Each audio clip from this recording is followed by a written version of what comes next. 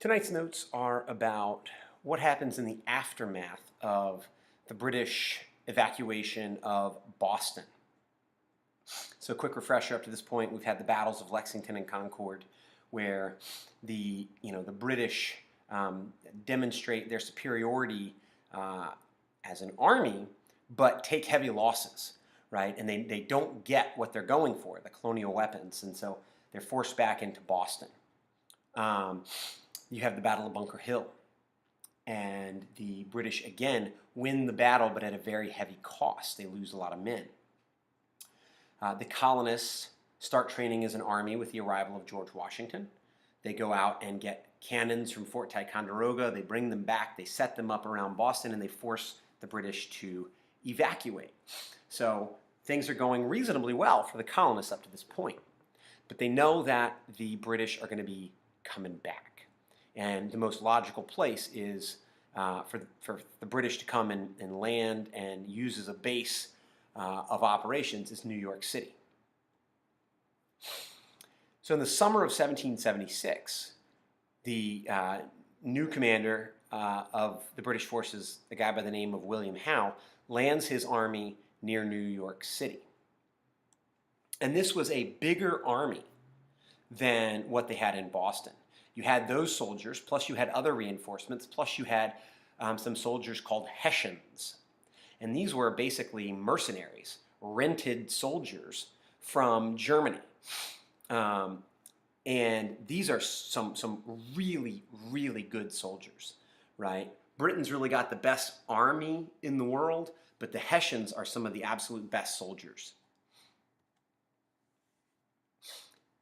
The fight for New York, the Battle of New York, is really a series of battles over several weeks, but kind of thinking of it together, it's the largest battle of the war, right? Washington's army is the largest it is the entire war. The British army is the largest it is in the entire war, and they're going at each other. And ultimately, the British defeat Washington's army, and they take over New York City. And this was really important for the British. It gave them control over the Hudson River, and it gave them New York as a place that they could launch attacks. Washington showed some mistakes. He showed some poor planning and really some kind of rookie general mistakes, because you got to remember, he's kind of new to this. Being the head guy. Several times he made incorrect guesses about where General Howe was going to attack. So Howe kind of outsmarted him and showed up where Washington wasn't expected. Washington nearly got trapped in Brooklyn. And towards the end of the fighting, he ended up leaving and losing 5,000 troops in a fort that got captured by the British. And that's 5,000 troops that he really could not afford to lose. So some bad mistakes from Washington in the battle. However, Washington did do a great job simply to keep his army together, right? Keep the army alive, because the American Revolution is going to continue as long as there is an army fighting.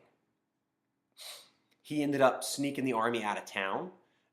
He got a little bit lucky in some instances.